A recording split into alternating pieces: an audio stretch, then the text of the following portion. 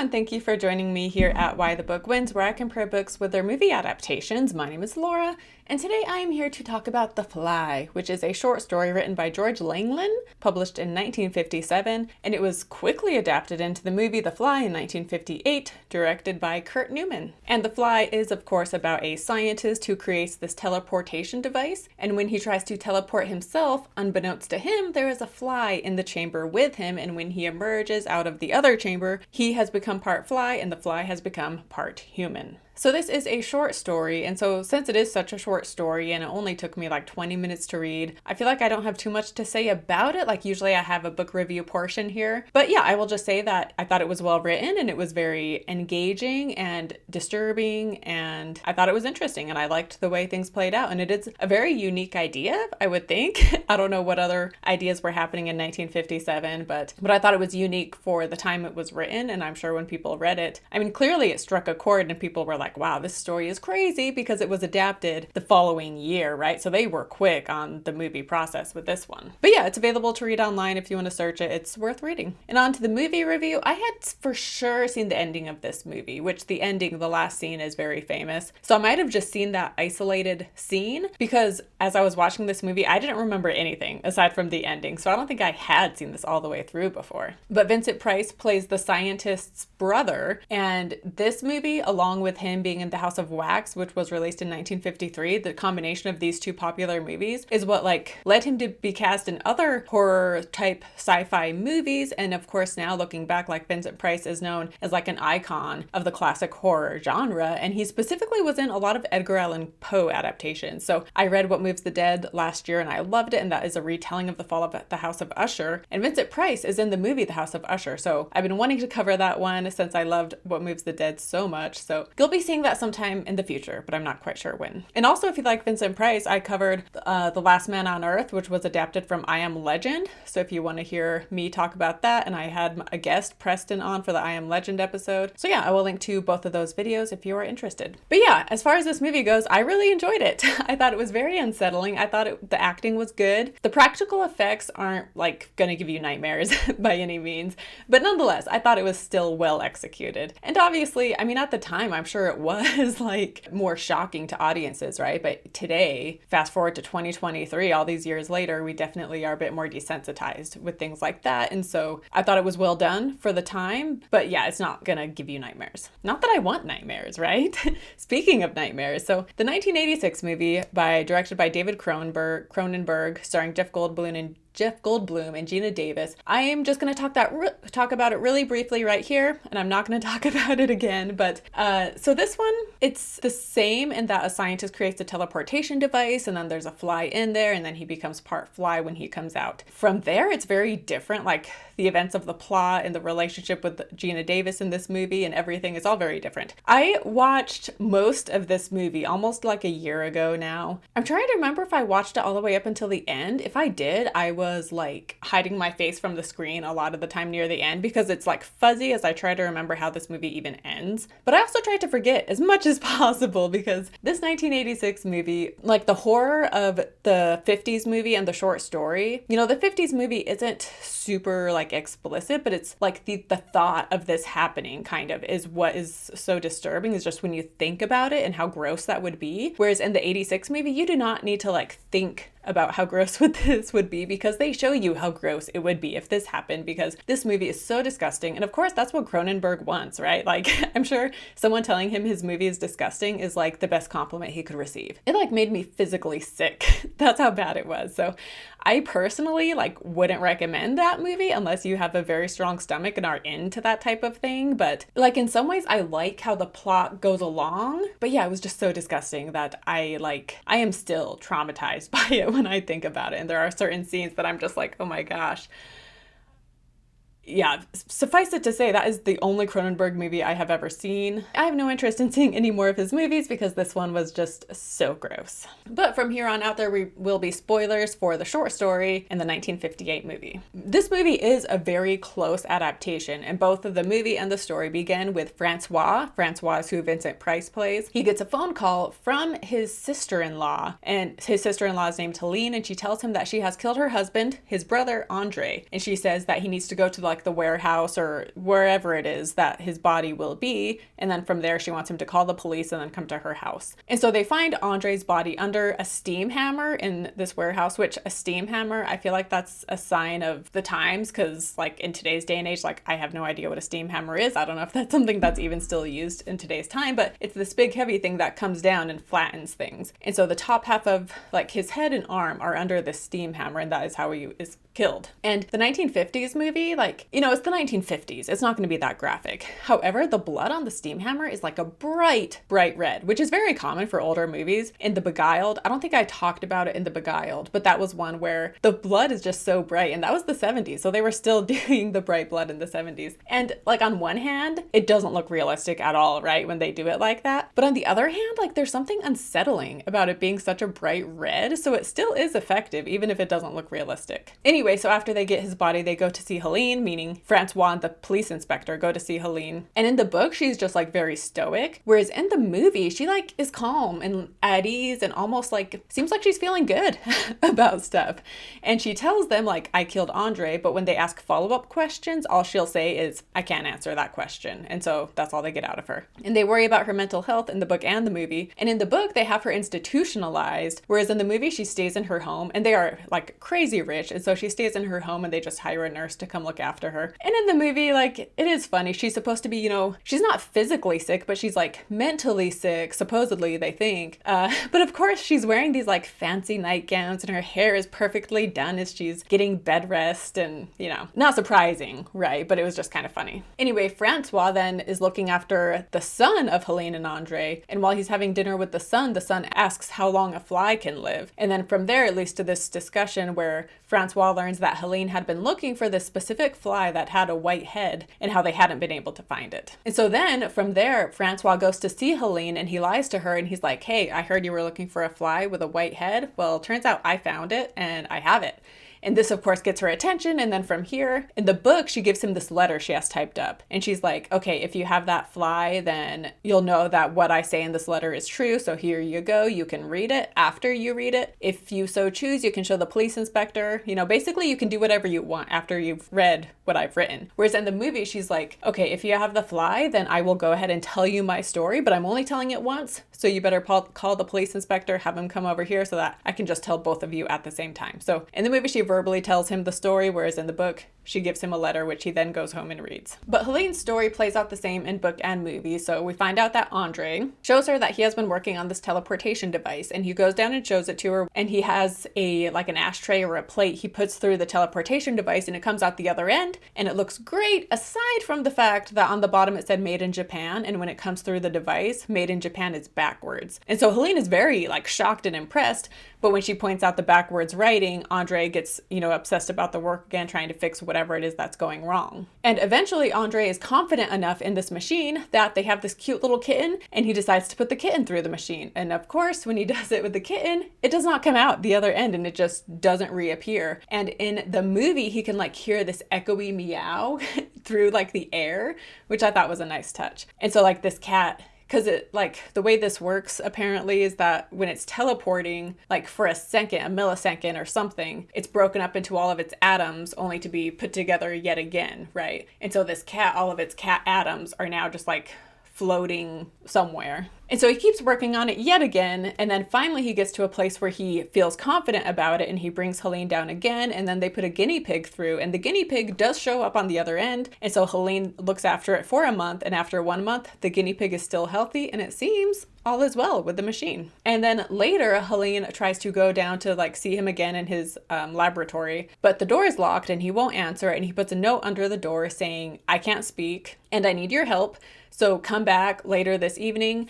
And by the way, bring a cup of milk mixed with rum for me. So she returns later that evening with her milk and rum, and he answers the door, and he has a cloth covering his head so she can't see him, and he also has his right hand in his pocket. And so they have this system of communicating, since he can't speak, where he will knock once for yes and twice for no, and so she'll just ask him yes and no questions, but he also has a typewriter, so he will also type her messages on that. But he tells her that there is a fly he needs to find, and this fly has a white head and a weird arm, and they need to find it as soon as possible, and she tells him like, oh, like, earlier today, our son found a fly like that, but I told him to release it. And when Andre hears this, he's like very startled and upset that it was released. And in this moment, he takes his hand out of his pocket and she sees his hand, his arm, and she freaks out. And in the book, the hand is described as, instead of his long-fingered, muscular hand, a gray stick with little buds on it like the branch of a tree hung out of his sleeve almost down to his knee. After she gets over her shock of seeing this strange insect-like arm, he tells her that he put himself through the teleportation machine, but there was a fly in there with him, which he didn't realize. And so when he came out, he was part fly. And so he needs to find the fly that was with him. And he needs to go through again with the fly in hopes that when their atoms come apart and then come back together, he's hoping they will come together the proper way. So Helene, the next day, she spends all day with the maid and her son trying to find this fly. However, to no avail, they do not catch this fly. And so when she goes down to see him later that night, she tells him, like, we didn't find it, but it's okay, we will, we just need more time. But Andre is like, I don't have more time. If you didn't find the fly today, then I just need to destroy myself. And it was interesting in the movie, I don't remember on the short story, but in the movie, like the phrase destroy myself, or when he's like, I need to destroy myself, and she'll be like, no, don't destroy yourself. I thought that was interesting phrasing because the word suicide is never said. And granted, he's getting her help with it. So it's not exactly suicide, but still, I was wondering if that word was just like too taboo to say at that time. So they rephrased it and just was like destroying yourself. But yeah, she is like adamant, being like, no, you don't need to destroy yourself. Please, there has to be another way. Like, why don't you go through the machine again? Maybe if you go through again, it'll fix you. And he, in the book, he tells her like, I've been through the machine like 7 times already and nothing has changed. But she's like, please, just one more time, please. Whereas in the movie, I don't think he'd been through multiple times. But in both, she convinces him to go through once more. And in the book, he comes out, he still has the cloth on his head, and he says, you know, nothing changed, or he says that it didn't help. And she doesn't see his face until he slips later on in the evening, and the cloth falls off of his face, and she sees him for the first time. And in the book we read, until, and this is from Helene's perspective, remember, until I am totally extinct, nothing will ever make me forget that dreadful white hairy head with its low flat skull and 2 pointed ears. Pink and moist, the nose was also that of a cat, a huge cat. But the eyes, or rather where the eyes should have been, were 2 brown bumps the size of saucers. Instead of a mouth, animal or human, was a long hairy vertical slit from which hung a black quivering trunk that widened at the end, trumpet-like, and from which saliva kept dripping. And she goes on to say that she was a faithful Catholic who believed in an afterlife. But after seeing this creature, she's like, I hope that when I die into nothingness. Because if there's an afterlife and I continue existing, that means that I will remember that horrific creature for the rest of eternity. And she would just rather die into oblivion and forget everything than to have to remember that for the rest of eternity. But yeah, we find out in the book that when he went through this time, those particles from the cat that never came back, they got intermixed with him. And so by the end of the book, he is like part cat, part fly, part human. Whereas in the movie, he goes through and she is very excited. She's like, it worked, didn't it? I knew it would work. And so she takes the cloth off to reveal he has the fly head. And in both, when she sees his face, she like screams and faints. But yeah, in the book, he is like a part cat at the end, whereas in the movie, he stays part fly the entire time. Which, by the way, also, when he was saying he wanted to destroy himself, and she's like, no, you don't need to destroy yourself. He also said not only because of the way he looked, but also his brain function wasn't working the same. And in the book, he was still able to think pretty clearly, but he knew it was going to get worse and worse, and he wanted to die before it got bad. And it seems like in the movie, it got pretty bad in the movie before he died, where he was just like, my brain is saying strange things, like I can't think clearly, like, and his arm keeps trying to like take over his other arm. So it seems like there were more mental struggles going on in the movie than there had been in the book. But yeah, after she sees what he has become in both book and movie, she doesn't fight him on it anymore. And she's like, yes, you need to be destroyed and I will help you. What do you want me to do? And so the reason they choose the steam hammer is because they don't want people who find his body to see what he became. And so the steam hammer, you know, it flattens him. And so it just, they can't see what he became, basically. And she had to do it twice because the first time was just his head and his insect arm was still out. So then she has to do it a second time with his arm in there. And also, like, as far as him wanting to destroy himself, that makes me think of the 86 movie where when he becomes part fly, he has like, he's kind of going crazy and he has this weird fascination with what's happening to his body. And he doesn't want to destroy himself. He's like fascinated at what's happening, and he invites Gina Davis over and he like horrifies her with what is going on with his body, and he like is so oblivious, being like, oh, like, sorry, like, did the regurgitation like upset you? Was that, sorry, like, I didn't know that would bother you. Like, oh my gosh, like, I was wishing his character would want to destroy himself because it was just so horrific, right? But he didn't, though, unlike the book. But anyway, but yeah, so that is her story. And in the book, after he finishes this story, the next day he hears that Helene has committed suicide, and he then shows the story to the police inspector. And after the inspector reads it, he's like, so what do you think? And the inspector is like, well, clearly she was crazy. But then Francois is like, yeah, but guess what? Like, earlier today, I found that fly with a white head and a weird arm.